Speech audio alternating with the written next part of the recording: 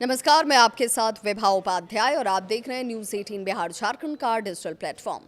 सोचिए, एक ऐसा दौरा जो 4 दशकों के बाद हो रहा हो और जिसके लिए पूरा यूरोप एक नई कूटनीतिक दिशा की तरफ देख रहा हो।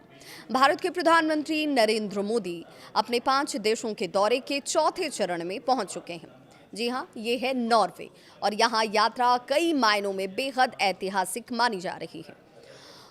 ओस्लो में हुआ भव्य स्वागत प्रधानमंत्री नरेंद्र मोदी का और इस स्वागत से अभिभूत नजर आए पीएम मोदी। राजधानी ओस्लो पहुंचने पर एक असाधारण सी तस्वीर नजर आती है, जहां पर जोनास घार स्टोर जो है, जो नॉर्वे के प्रधानमंत्री हैं, खुद एयरपोर्ट पर मौजूदगी उनकी नजर आती है और उन्होंने प्रधानमंत्री नरेंद्र मोदी का बेहद गर्मजोशी के साथ स्वागत किया। ये सिर्फ औपचारिकता नहीं थी, इसे भारत और नॉर्वे के बीच एक बढ़ती रणनीतिक साझेदारी का मजबूत संकेत माना जा रहा है।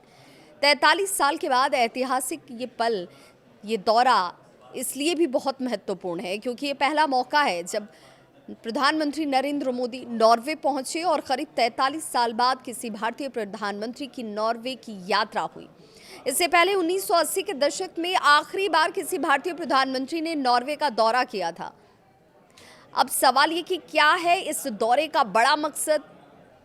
इस वक्त जब मिडिल ईस्ट में इस तरीके के हालात हैं, इस दौरान प्रधानमंत्री नरेंद्र मोदी का ये दौरा किस लिहाज से देखा जाए तो इस यात्रा का फोकस सिर्फ राजनीतिक मुलाकात नहीं है, बल्कि एक बड़ा वैश्विक एजेंडा है। व्यापार और निवेश, ग्रीन टेक्नोलॉजी, जलवायु परिवर्तन, डिजिटल सहयोग, ब्लू इकोनॉमी, ये सब मिलकर भारत नॉर्डिक साझेदारी को एक नए स्तर पर ले जा सकते हैं। इंडिया नॉर्डिक समिट में एक बड़ी बैठक और इस यात्रा के दौरान प्रधानमंत्री नरेंद्र मोदी इसमें हिस्सा लेंगे।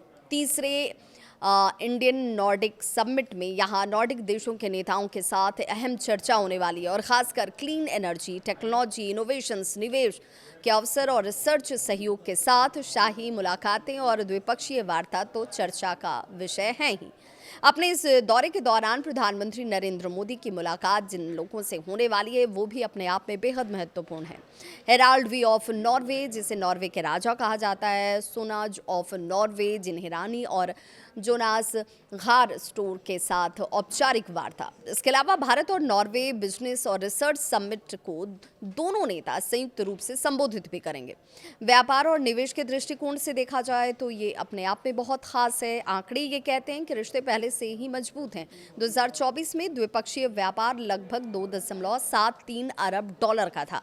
नॉर्वे के सॉवरेन वेल्थ फंड का अगर पूरा का पूरा डेटा देखा जाए तो भारत में करीब 28 अरब डॉलर का निवेश है। ये दिखाता है कि ये रिश्ता सिर्फ कूटनीति नहीं है, बल्कि बड़े आर्थिक हितों से भी जुड़ा हुआ है।